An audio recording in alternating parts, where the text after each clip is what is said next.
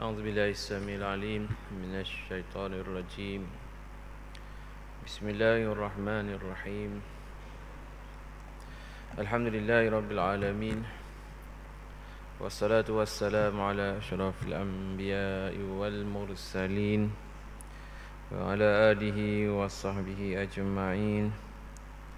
سبحانك لا علم لنا إلا ما علمتنا إنك أنت العليم الحكيم. رب اشرح لي صدري ويسر لي أمري واحلل عقدة من لساني يفقهوا قولي.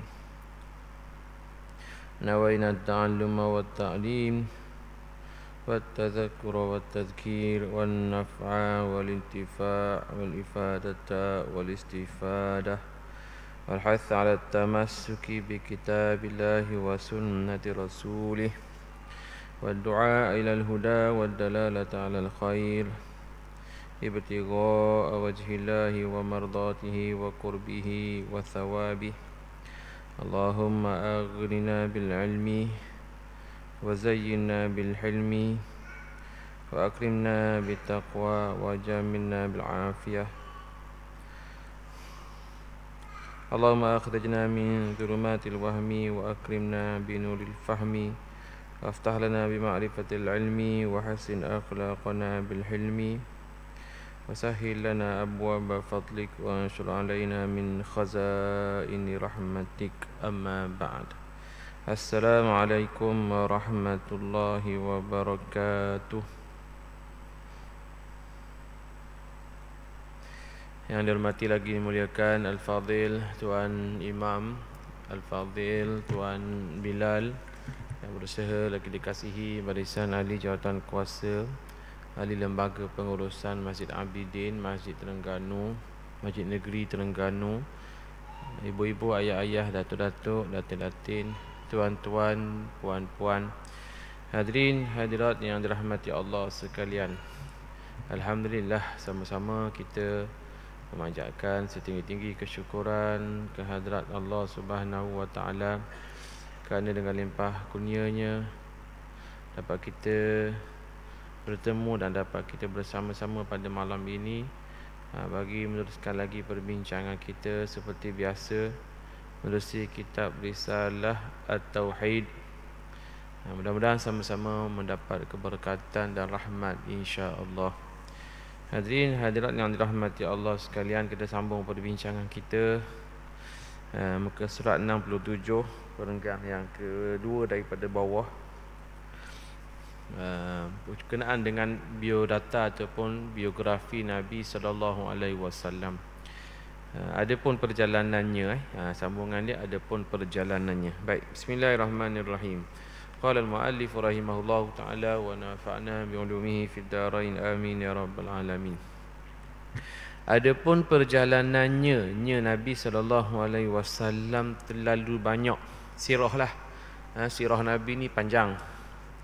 Tetapi perjalanan yang wajib diketahui serta beriman ialah perjalanan Isra' dan Mi'raj yang dijalankan Nabi Muhammad sallallahu alaihi wasallam pada malam Isnin 27 Rejab setahun sebelum hijrah daripada Mekah ke Bait, daripada Mekah, iaitu perjalanan Isra' dan Mi'raj daripada Mekah ke Baitul Maqdis, dan daripada Baitul Maqdis dinaikkan pula kepada segala tingkat langit yang 7 sehingga kepada Sidratil Muntaha, dan munajat Tuhan, baginda bernajat kepada Allah di sana.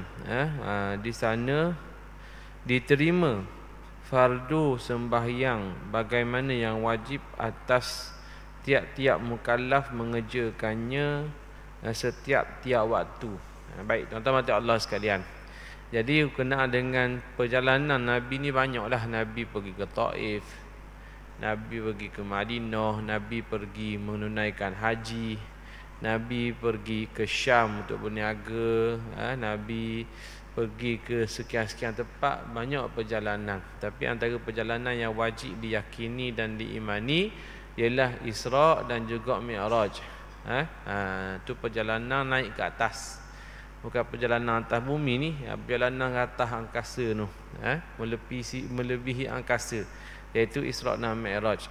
Jadi wajib untuk kita yakin tentang perjalanan yang tercatat dalam Al-Quran dan hadis ini. Kerana apa? Kerana ia adalah berita benar yang memang sampai kepada kita dengan jalan mutawatir. Maka apa-apa yang sampai kepada kita dengan jalan mutawatir, maka wajib kita terima 100%. Kerana mutawatir memberi faedah yakin 100%. Baik. Jadi peristiwa Isra' dan Mi'raj ni dia sampai kepada kita. Contohnya Isra'. Isra' itu ialah yang mutawatir kerana dia sampai melalui tariq ataupun jalan periwayatan Al-Quran. Maka apa-apa yang datang dalam Al-Quran 100% kita percaya. Termasuklah juga konten dalam Al-Quran. Antaranya ialah perjalanan Isra'. Tuan-tuan dan rahmati Allah sekalian. Jadi berkenaan dengan Mi'raj diceritakan dalam hadis-hadis sahih. Baik, jadi Isra' dan Mi'raj. Muslimin yang dirahmati Allah sekalian. Baik. Jadi saya tak nak cerita panjanglah berkenaan dengan peristiwa Isra' Mi'raj ini, tapi kita yakinlah dia berlaku dan khilaf bila dia berlaku, tapi pandangan yang muktamad 27 Rejab, iaitu setahun sebelum hijrah Nabi dari Mekah ke Madinah. Iaitu perjalanan ini ialah pada tahun Amul Huzni, iaitu pada tahun duka cita. Tahun tersebut kematian Sayyidatina Khadijah dan juga kematian Abi Talib. Jadi orang yang paling Nabi sayang meninggal dua-dua sekali pada tahun yang sama. Maka antara hikmahnya Isra' dan Mi'raj menghiburkan Nabi pada tahun yang sama.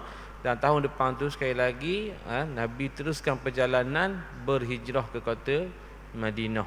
Bermakna sebelum hijrah ke kota Madinah berjalan dulu, travel dulu menuju ke atas. Baik, settle di situ berkenaan dengan peristiwa Isra' dan Mi'raj. Itu boleh kita dengar dengan lebih detail bila kita sambut ataupun buat ceramah berkenaan dengan Isra' Mi'raj. Jadi saya kira tuan-tuan dan puan-puan dah biasa dengar lah. Jadi kita teruskan perbincangan kita seperti biasa. Tuan-tuan dan puan-puan muslimin yang dirahmati Allah. Puteranya, bila datang Nabi lagi, puteranya Nabi SAW 3 orang, iaitu Qasim, Abdullah yang bergelar Tayyib, dan At-Tahir, Ibrahim.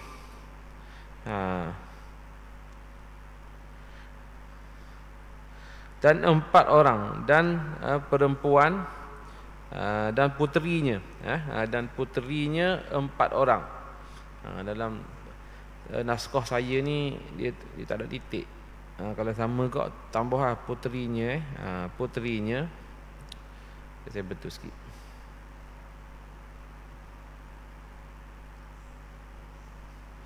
Okey.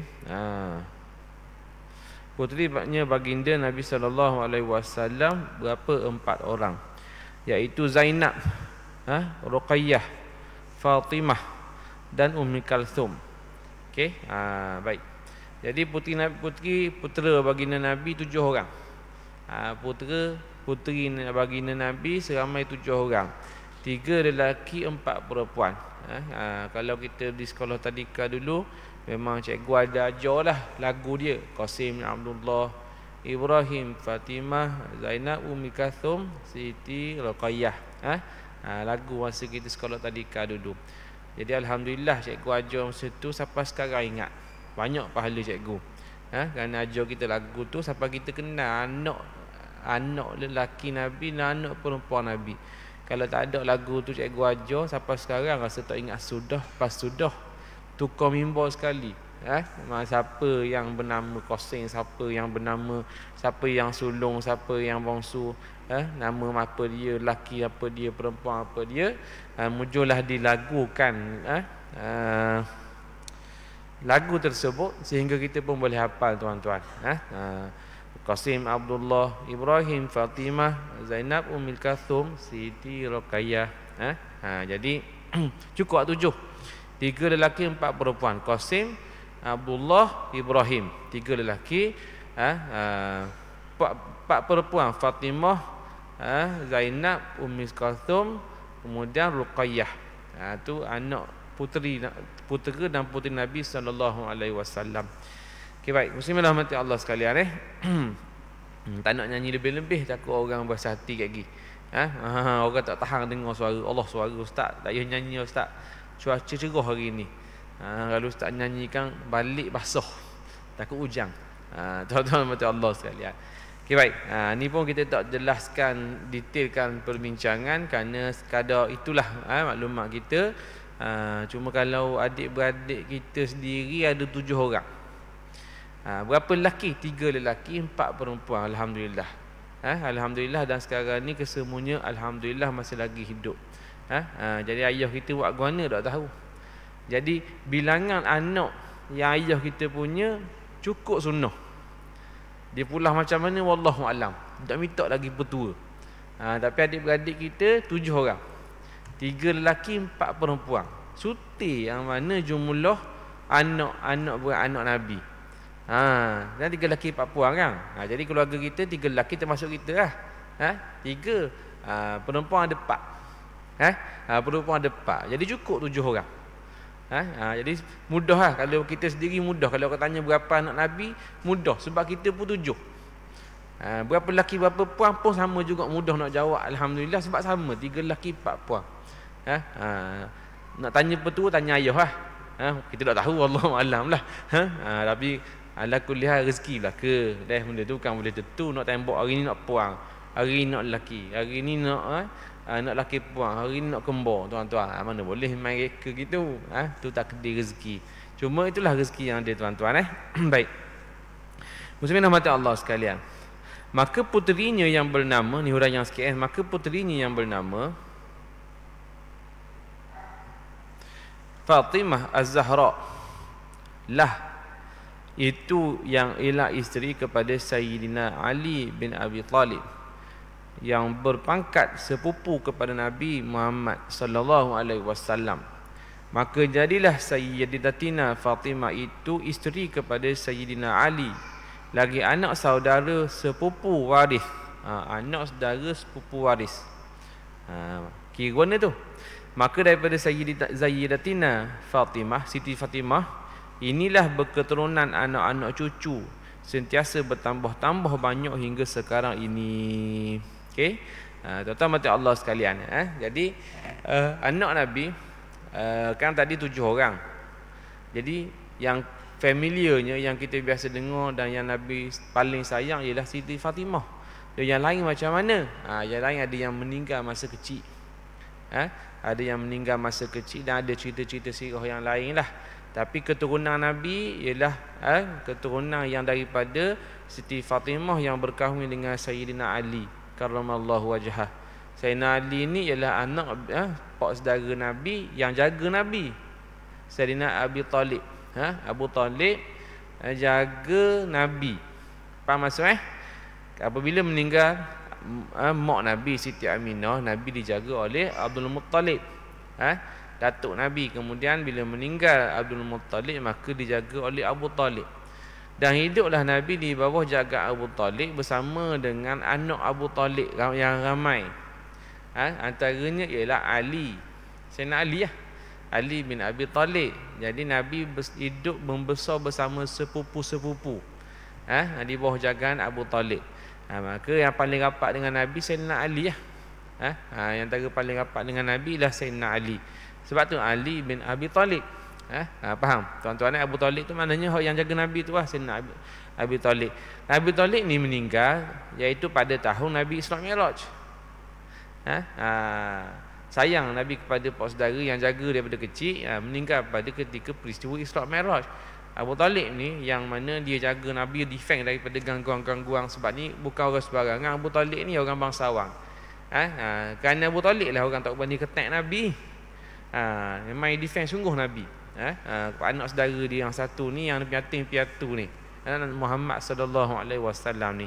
Maka sayang benar dia ke Nabi, Nabi sayang benar ke Abu Talib. Bila meninggal ni, maka adalah anak-anak daripada anak Abu Talib yang ramai lah. Daripada ramai antaranya ialah Ali. Okey, Ali jadilah dia sepupu Nabi.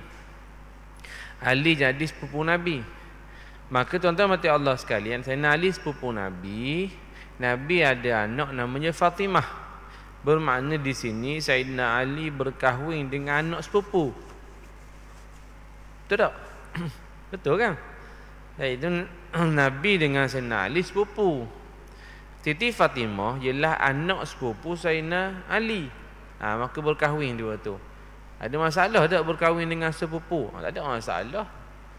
Bukan jadi mahram pun. Tak jadi juga keluarga 69. Tak jadi keluarga 69 tuan-tuan. Jadi boleh berkahwin dengan anak sepupu. Maka itu dalam berlaku. Jadi mendapatlah Sayyidina Ali dan Siti Fatimah dua orang anak, Sayyidina Hasan dan Sayyidina Husain. Sayyidina Hasan itu abang, Sayyidina Husain itu adik.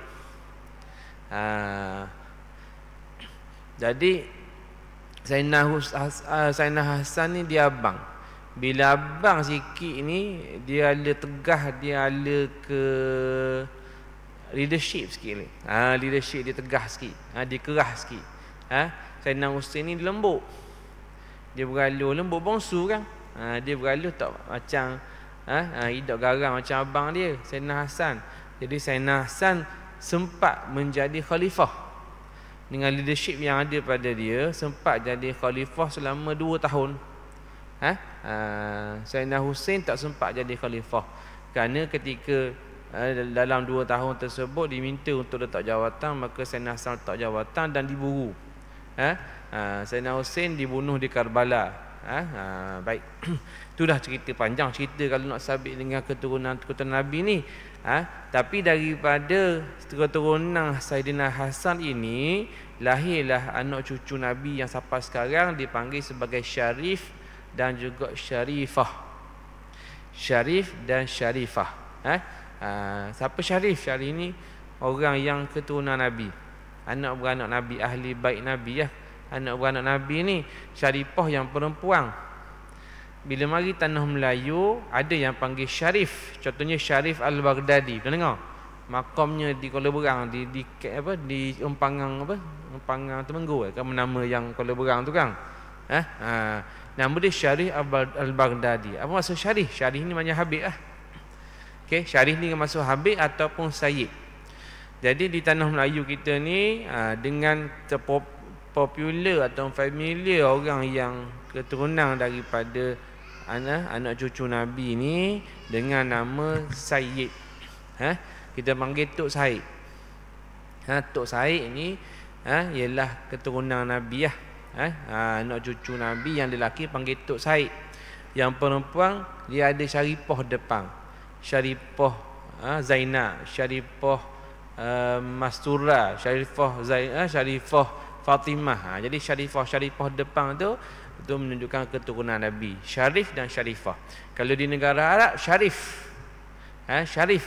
Kalau di Melayu ni panggil Said. Sama je. Yang penting mereka ni memang nasab sanak dia memang ada autentik, memang ada sumber yang kuat yang memang betul ada susu galus sampai kepada Nabi sallallahu alaihi wasallam. Daripada mana? Daripada cucu Nabi Sayyidina Hasan dan juga Sayyidina Husain. Sayyidina Husain dan Sayyidina Hasan ni ialah anak kepada Fatimah yang berkahwin dengan Sayyidina Ali. Faham tak? Jadi kalau lah daripada keturunan Sayyidina Hasan, namanya Al-Hasani. Al-Hasani. Orang kan ada kan nama Said sekian Al-Hasani. Benar tak? Sayyid Yusuf ataupun Syarif Yusuf Al-Hasani. Dengan anak Nabi berkahwin dengan Sayyidina Osman bin Affan. Jadi Sayyidina Osman tu menantu Nabi, Sayyidina Ali pun menantu Nabi. Faham? Cuma Sayyidina Osman ni dia kahwin dengan 2 orang anak Nabi. Zainab dan juga Ummi Kalsum Ummi Kalsum tu berkait, saya lupa dah antara 2 tu. Maka tuan-tuan mati Allah sekalian, jadilah panggilan kepada Sayyidina Osman ni Dzun Nurain, yang mempunyai 2 cahaya. Sebab satu cahaya anak Nabi seorang, perempuan, kemudian kahwin lagi seorang lagi, anak Nabi juga, 2 cahaya dia dapat. Dua kali natu panggil dia. Tak apa tak kahwin dengan ipar? Tak apa kan? Kahwin dengan adik ipar boleh tak? Boleh. Mula-mula Sayyidina Osman kahwin dengan kakak contohnya. Meninggal kakak, nikah pula dengan adik. Standard orang dulu gitu kan? Orang dulu kan gitu kan? Adik-adik ramai orang dulu. Jadi dia nikah dengan kakak meninggal. Jadi tinggal anak dara. Jadi anak dara ni ialah orang siapa yang sanggup jaga anak ramai. Melainkan mak saudara dia yang sanggup siang tengok anak dara mak dia tak ada, maka ayah ni pergi tanya mak dara, adik kepada isteri, tanya dia nak jaga tak anak dara muai? Boleh ke? Nikahlah 2 orang tu. Kan dulu biasa kan? Nikah gitu kan? Nikah dengan adik ipar. Biasa sebab atas dasar anak. Sebab banding kalau orang lain tu jaga, tidak cara anak. Kalau nikah dengan mak saudara dia, mak saudara ni kawan-kawan dia ada pertalian keluarga dan disayang. Jadi rupa-rupanya Sayyidina Osman bin Affan gitu juga, tuan-tuan. Baik. Muslimin dan mati Allah sekalian. Jadi itulah orang panggil serba sedikit berkenaan dengan keturunan. Maka sekarang ni ada lagi dah dipanggil ahli bait Nabi. Ahli bait Nabi SAW dah ramailah di Terengganu ni. Kalau mereka ni banyak keluarga mereka berkumpul di Gong Kapah contohnya. Gong Kapah, di Cabang 3, di Lerang. Itu banyak kawasan-kawasan yang mana ramai Tok Said duduk situ. Tapi ni dengan perkembangan teknologi, dengan pengangkutan mudah, mungkinlah ramai dah bertebarang lah ke serata tepat. Tapi dulu ramai situlah. Sekarang pun tanah-tanah mereka ada di situ. Ramai Tok Said situ. Mereka ni mulia tuan-tuan. Mulia mereka pertamanya kerana nasab. Ialah anak beranak Nabi. Nabi ni makhluk paling mulia. Bukanlah anak Nabi orang biasa. Faham? Nabi kan makhluk paling mulia. Lebih mulia daripada Kaabah, lebih mulia daripada Arash, lebih mulia daripada langit bumi.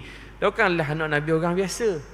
Raja pun anak dia special tak? Special anak dia. Kita tak layan sebarangan anak raja. Siapa anak raja? Oh, dah lihat. Dah berani kita. Baru anak raja. Dan ni anak penghulu segala makhluk Nabi Muhammad. Anak cucu dia. Tok Said, Tok Syarifah ni, mereka ni keturunan yang mulia. Nasab mereka comel. Maka hormatilah mereka. Keturunan habaib pun daripada nasab Nabi SAW hormat. Hormat lain, taat lain, percaya lain, redha lain. Faham maksud? Andai kata ada contoh dalam kalangan Tok Said yang adalah mungkin diuji dengan berbuat maksiat sikit, jangan kita kata kepada keturunan. Kita hanya tak redha kepada maksiat tersebut, tapi keturunan dia tetap mulia. Faham maksud? Keturunan tetap mulia. Jangan kata Allah Tok Said saja. Jangan kata gitu. Kan Nabi murka kan. Masalah kita nak dapat syafaat nanti. Kita nak syafaat Nabi tak? Nak kan? Dah betul? Jangan buat Nabi murka. Kena pula kita kata keturunan Nabi. Agak-agak jauh panggang dari api nak dapat syafaat. Nauzubillah min zalik. Jangan kata keturunan. Cuma kabarlah contoh. Ada berapa contoh, ada Tok Said lah contoh. Diuji. Kita panggil diuji lah. Diuji dengan satu dosa. Contohnya diuji dengan buka aurat. Contohnya lah.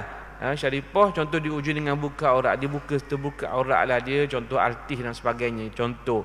Kita jangan kata kepada keturunan dia. Oh, Syarifah saja. Wah, malu. Jangan kata kita. Jangan hormat gitu. Kalau Nabi tahu, Nabi sera. Nabi sera, Nabi murka. Na'udzubillah. Kita nak syafaat Nabi, jangan cari pasal. Cuma kabarlah dosa perbuatan tersebut. Mudah-mudahan Allah Ta'ala ampunkan dan dia bertaubat. Baiklah. Sebab orang yang buka aurat bukan dia saja. Berlambak-lana orang buka aurat. Jadi perbuatan buka aurat tu salah. Perbuatan tu salah, maksiat. Tapi keturunan tetap kekal mulia. Faham?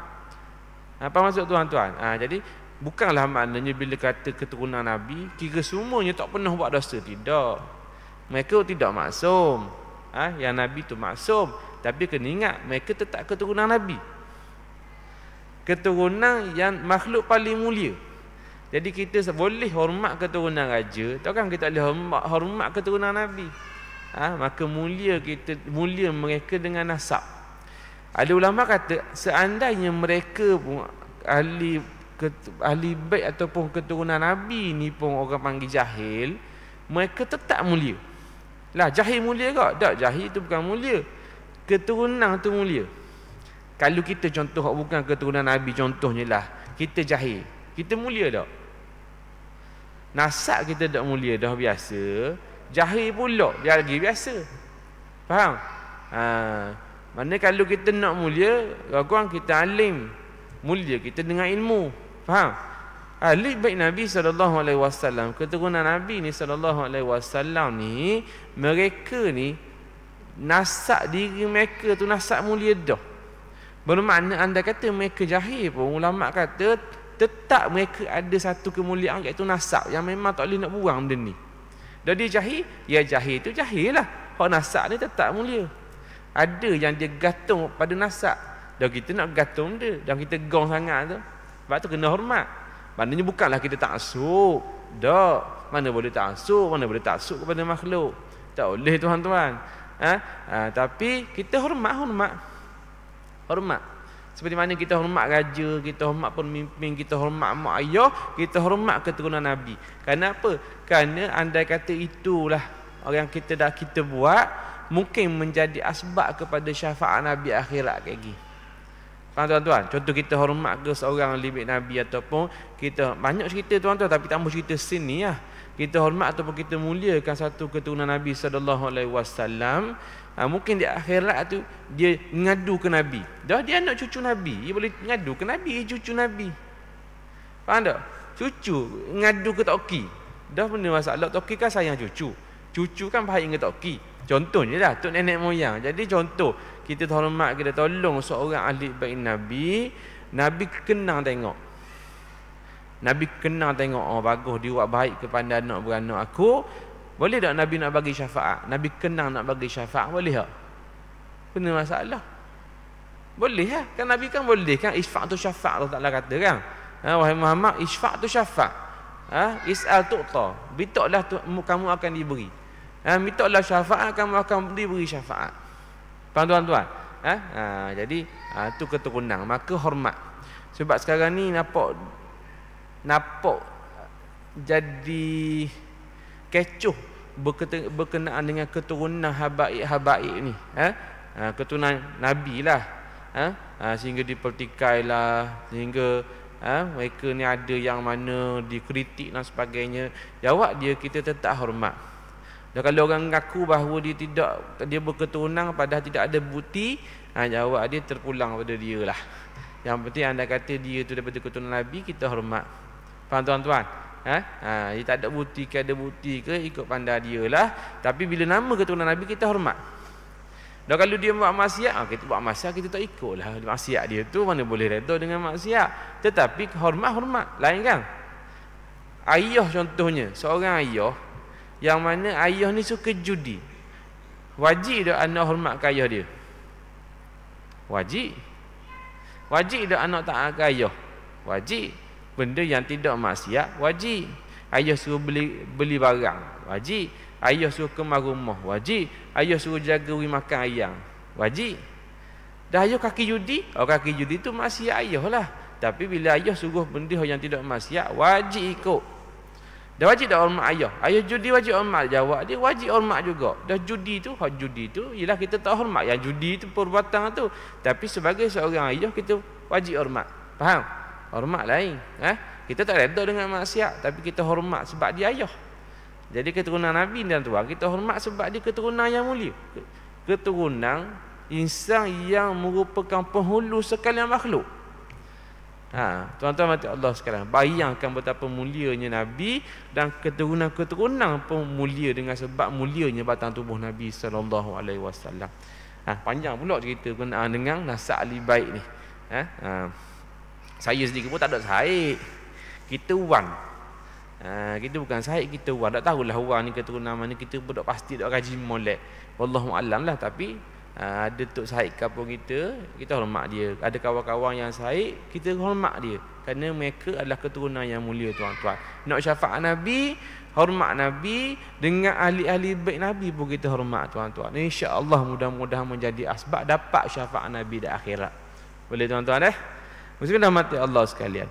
Maka sekalian putera dan putrinya Nabi SAW yang tersebut daripada isterinya yang anak Nabi yang 7 orang tadi, daripada siapa mak dia? Kan baginda Nabi kan bukan berkahwin seorang, kan baginda Nabi kan berpoligami. Jadi anak Nabi 7 orang ni siapa mak dia? Okey. Yang mana dah 7 orang? Siti Hafsah pun isteri Nabi, Siti Aisyah isteri Nabi, Siti Khadijah isteri Nabi, Maryah Qibtiyah pun isteri Nabi, Zainab pun isteri Nabi. Contohnya ramai isteri Nabi ni, tuan-tuan rahmati Allah. Tapi yang anak dia 7 orang ni siapa mak dia? Isteri yang mana? Jawab ada 6 daripadanya ialah daripada Siti Khadijah. Dia waktu sumbangan besar Siti Khadijah. Sumbangan sangat besar. Dengan yang paling baik sekali, insan terbaik satu hal, dan yang keduanya anak pun daripada Siti Khadijah yang ramai, 6 orang, kecuali Ibrahim. Anak Nabi kan Qasim, Abdullah, Ibrahim, Fatimah, Zainab, Ummi Kalsum, Siti Ruqayyah. Jadi 6 tu kecuali Ibrahim, mak dia Siti Khadijah binti Khuwailid. Okey. Dan Ibrahim itu siapa? Maryah Al-Qibtiyah. Melahirkan Ibrahim. Bukan Nabi Ibrahim ni, tak, nama dia Ibrahim. Dan meninggal waktu kecil. Ibrahim ni bongsu lah, kira anak Nabi yang bongsu, dan meninggal waktu kecil. Bayangkan tuan-tuan, sedih tak Nabi? Sedih. Tapi Nabi taklah siapa merau, merota, siapa sawang dan sebagainya, siapa ngamuk. Tidak. Dah bongsu, tuan-tuan. Ngelah sekali dah, kecil meninggal pula. Masya Allah, besar ujian Nabi. Besar ujian Nabi, tuan-tuan. Dah lama tunggu, dapat bongsu pula, meninggal waktu kecil. Masya Allah. Nabi boleh tahan. Sahabat cerita Nabi boleh tahan, walaupun mengalir air mata, tapi taklah Nabi hilang pressure sawang, tidak, tuan-tuan. Nabi bermuamalah dengan orang, hidup macam biasa. Memang sedih tu, memang sedih lah, tuan-tuan. Anak bongsu kecil pula, tuan-tuan. Jadi Maryah Qibtiyah ni ialah orang Mesir. Qibtiyah tu daripada bangsa Qibti. Qibti ni bangsa Mesir. Mesir, tuan-tuan, dia dua bangsa besar. Yang pertama bangsa Qibti, bangsa yang Firaun tu lah. Firaun tu bangsa Qibti. Bangsa Qibti ni dia ke arah ke Afrika sikit. Rambut ketek, tinggi, kerah. Tapi dia tidak hitam. Dia putih kau. Dia putih kau, dia macam Arab kau, tapi tak cerah macam Arab. Dia tak lesuh pipi macam Arab, macam Lubnan. Contohnya itu Qibti, bangsa Qibti. Bangsa kedua besar di Mesir ialah Bani Israel. Yang memerintah Mesir ialah Bani Israel pun ada ketika, Qibti pun ada ketika memerintah Mesir, tapi dominan bangsa yang besar di Mesir ialah Qibti. Jadi raja Mesir nama dia Muqawqis. Muqawqis ni dia hadiahkan Nabi seorang hamba perempuan namanya Maryah. Nabi terima dan jadikan sebagai isteri. Riwayat yang kuat mengatakan Nabi terima hadiah dan jadikan sebagai isteri. Maka lahirlah Ibrahim, anak Nabi SAW, tapi meninggal ketika waktu umurnya masih lagi muda. Baik.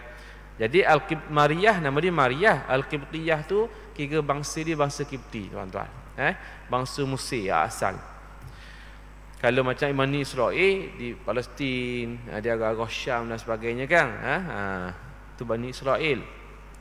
Masa Rasulullah SAW itu wafat, ia ada meninggalkan isteri sebanyak 9 orang. Iaitu Aisyah. Ni nama isteri Nabi pula 9 orang isteri Nabi.